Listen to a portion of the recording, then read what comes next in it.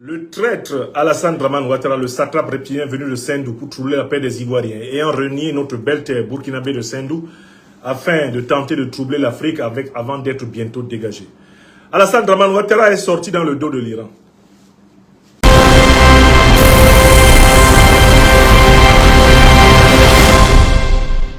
Suivez les informations en Afrique et partout dans le monde en temps réel sur la chaîne Tony. Et avant toute chose, likez, abonnez et surtout activez la cloche de notification pour ne rien louper. Aujourd'hui, je vais vous partager une nouvelle vidéo.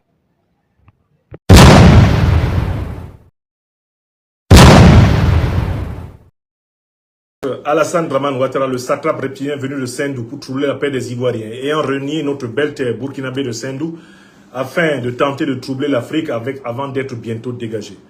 Alassane Dramane Ouattara est sorti dans le dos de l'Iran.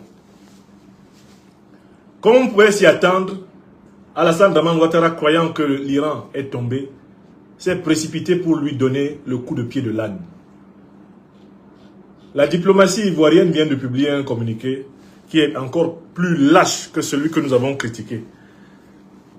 Je voudrais ici rendre relativement justice au Premier ministre du Sénégal, Ousmane Sonko, qui a légèrement redressé le tir après notre critique du communiqué mou, flou, signé par la diplomatie sénégalaise sur le conflit entre la coalition occidentale américano-israélienne et la République islamique d'Iran. Dans le communiqué que le Sénégal avait publié et que nous avons commenté, la diplomatie sénégalaise renvoyait dos à dos l'agresseur et l'agressé.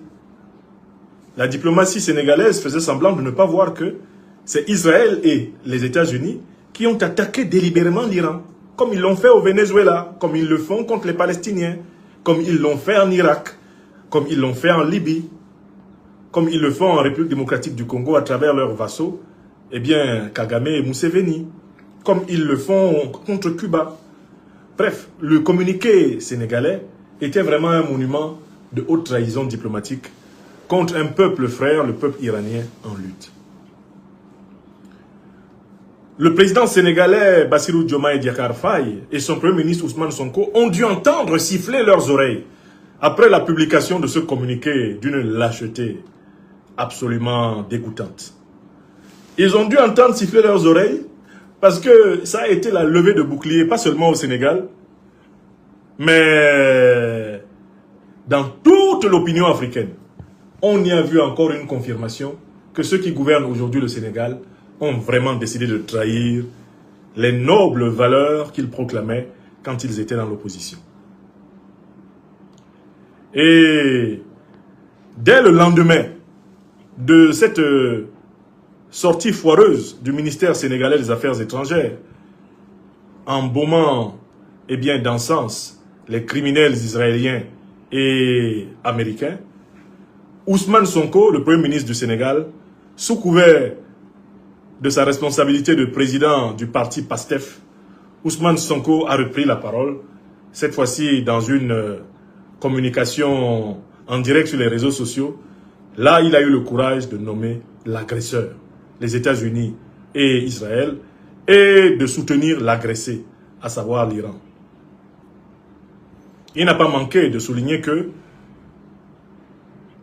la ligne traditionnelle panafricaniste de PASTEF est en difficulté depuis qu'ils sont au pouvoir, parce qu'ils sont obligés d'exercer le pouvoir avec des anti-panafricanistes notoires, qui malheureusement bénéficient de l'indulgence, la mansuétude et même de la bienveillance du président Bassirou Diomaye Diakhar Faye.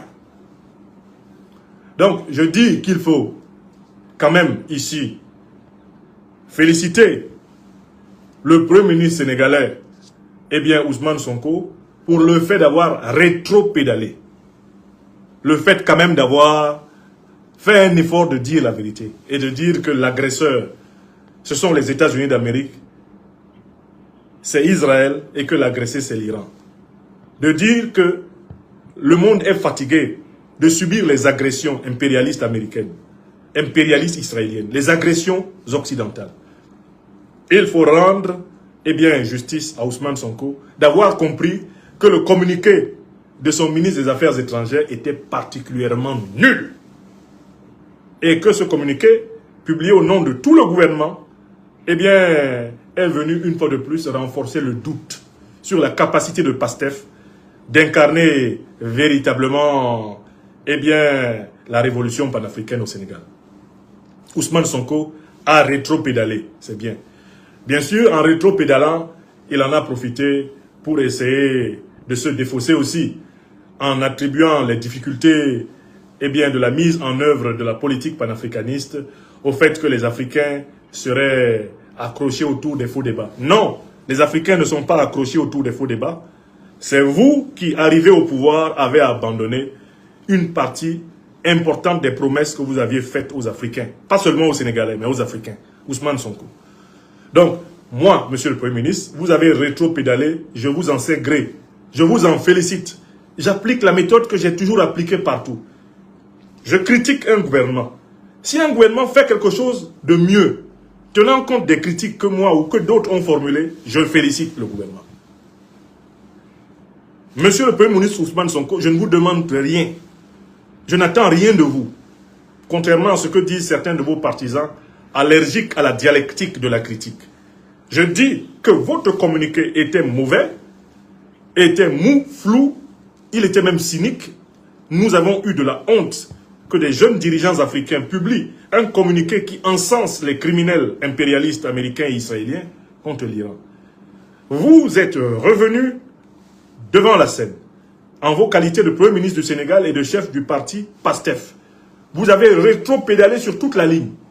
Vous avez nommé les coupables et vous avez défendu l'innocent. Nous vous félicitons et nous vous encourageons à vous installer dans la constance. Monsieur le Premier ministre, restez constant. Ne louvoyez plus. Sortez de l'aventure ambiguë au Sénégal. Mais voici donc à peine nous étions en train de voir le Sénégal revenir dans une expression claire de la solidarité africaine envers la solidarité africaine envers le peuple, eh bien, iranien. Voici que sort dans le dos, c'est une expression très répandue en Côte d'Ivoire, sortir dans le dos. Voici que sort dans le dos de l'Iran un certain Alassane Draman Ouattara, avec un communiqué plus scélérat encore que celui de la diplomatie sénégalaise. Ouattara Draman, qui est pressé de flatter ses maîtres, eh bien, les sionistes israéliens et les impérialistes américains, a sorti un communiqué le 1er mars 2026 qui nous fait honte. Le communiqué dit ceci: le gouvernement de la République de Côte d'Ivoire suit avec une vive préoccupation l'évolution récente de la situation sécuritaire au Moyen-Orient, marquée par des attaques militaires ayant visé plusieurs États de la région. La République de Côte d'Ivoire condamne fermement ces attaques et exprime sa solidarité ainsi que sa compassion à l'endroit des gouvernements et des peuples concernés. Elle réaffirme son attachement indéfectible au respect de la souveraineté, de l'intégrité territoriale et de la sécurité de tous les États. Dans le même esprit, la Côte d'Ivoire appelle l'ensemble des acteurs impliqués directement ou indirectement à faire preuve de la plus grande retenue, à éviter toute action susceptible d'exacerber les tensions et à privilégier les mesures de désescalade propres à préserver la paix et la stabilité régionale et internationale. Elle encourage à cet égard toutes les initiatives diplomatiques et les efforts de médiation engagés par les partenaires régionaux et internationaux. La République de Côte d'Ivoire réitère enfin son engagement constant en faveur de la paix, de la sécurité et de la coopération entre les nations dans l'intérêt des peuples de la région et de l'ensemble de la communauté internationale, fait à Abidjan le 1er mars 2026 par le ministère d'État, ministère des Affaires étrangères et de la coopération internationale de la République de Côte d'Ivoire. Voici un communiqué qui est vraiment un monument de langue de bois, de mauvaise foi, de lâcheté et d'indignité. Premier paragraphe. Le gouvernement suit avec une vive préoccupation l'évolution récente de la situation sécuritaire au Moyen-Orient, marquée par des attaques militaires, ayant visé plusieurs États de la région. Dès le premier paragraphe, Ouattara veut noyer le poisson. Alassane Draman Ouattara est incapable de nommer qui est l'agresseur et de dire qui est l'agressé. Pourquoi? Parce qu'il veut flatter ses maîtres sionistes dirigés par Netanyahou, et ses maîtres impérialistes occidentaux dirigés par Trump. Au lieu de dire que la Côte d'Ivoire est préoccupée par l'agression délibérée, sauvage et barbare des États-Unis d'Amérique et de la République d'Israël contre la République islamique d'Iran, Alassane Ouattara a écrit cela. Quelle honte il nous inflige en Côte d'Ivoire, Ouattara, de s'exprimer de cette façon. Quand un peuple frère de l'Afrique, le peuple iranien, est agressé. Quelle honte, quelle pitié, quelle indignité. Deuxième paragraphe. La Côte d'Ivoire condamne fermement ces attaques. Elle condamne quoi? À partir du moment où tu condamnes de la même façon le coupable et la victime, tu n'as rien condamné. Tu es en train de légitimer l'attaque. La Côte d'Ivoire n'a rien condamné. On ne peut pas condamner des attaques en mettant sur le même plan la légitime défense de l'Iran et l'agression délibérée et sauvage des États-Unis et d'Israël. On ne peut pas condamner en même temps la victime et le coupable. Condamner en même temps la victime et le coupable, c'est en réalité soutenir le coupable. En présentant le coupable comme une victime et la victime comme un coupable. Ce confusionnisme moral, ce confusionnisme diplomatique, ce confusionnisme juridique est un monument de mauvaise foi, de cynisme, d'hypocrisie, de lâcheté, de couardise, que dis-je. Quatrième paragraphe. Dans le même esprit, la Côte d'Ivoire appelle l'ensemble des acteurs impliqués à faire preuve de la plus grande retenue. Mais Alassane Dramane Ouattara a-t-il oublié que c'est lui qui déclarait la guerre contre l'Iran et contre le Niger? Voici quelqu'un qui a délibérément déclaré la guerre contre le Niger en 2023. Tout le monde l'a vu. Quel conseil il peut donner? Lui qui déclare délibérément la guerre à des gens qui ne lui ont rien fait. Qu'est-ce que le Niger avait fait à la Côte d'Ivoire pour que Ouattara veuille lui faire la guerre? Nous avons mis en place un commando de 850 à 1500 hommes pour rétablir par la force, s'il le faut, le président Mohamed Bazoum au pouvoir. Celui qui a dit ça, peut-il venir parler de retenue encore? Il n'y a même pas de frontière commune entre la Côte d'Ivoire et le Niger. Et Ouattara prétendait envoyer des soldats ivoiriens combattre au Niger pour restaurer un valet de la France-Afrique comme lui, Mohamed Bazoum, le junteur de Niamey qui a fait boum. Mais comment celui qui a utilisé sa bouche là pour vouloir faire la guerre contre les Nigériens qui ne lui ont rien fait, ou qui au contraire même ont participé à son arrivée au pouvoir en 2010-2011 en Côte d'Ivoire, comment celui-là peut parler de retenue? Est-ce que le ministre des Affaires étrangères de Ouattara même, est-ce qu'il comprend ce qu'il dit? Est-ce qu'il comprend ce qu'il dit? Est-ce qu'il comprend ce qu'il écrit? Est-ce qu'on peut associer les concepts de retenue?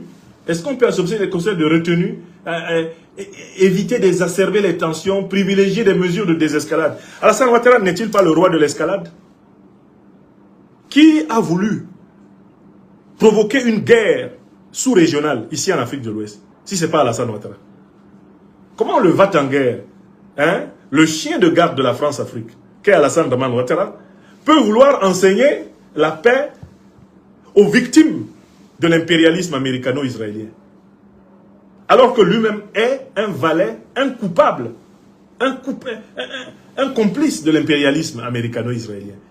Ouattara est au pouvoir en Côte d'Ivoire avec le soutien des sionistes israéliens.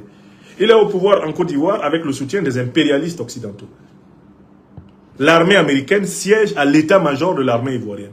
Lui, qu'est-ce qu'il peut dire? Est-ce qu'il peut avoir une position neutre dans cette affaire?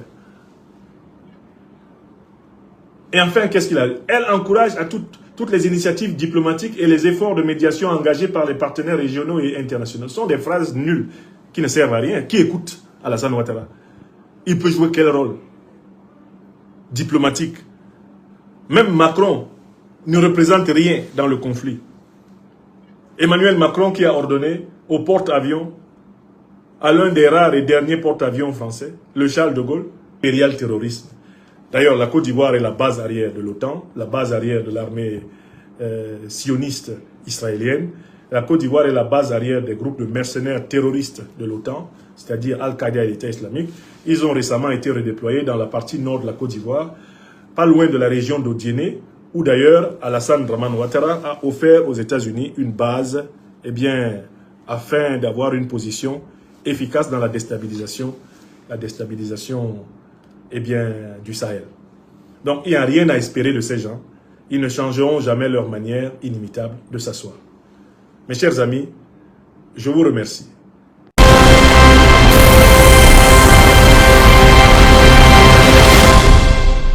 Ok, je pense que nous sommes arrivés à la fin de notre vidéo. C'était votre gars Tony. Et surtout, essayez de liker et d'abonnez-vous. Et n'oubliez pas d'activer la cloche de notification pour ne rien louper de nouvelles vidéos à venir. On est ensemble. Ciao.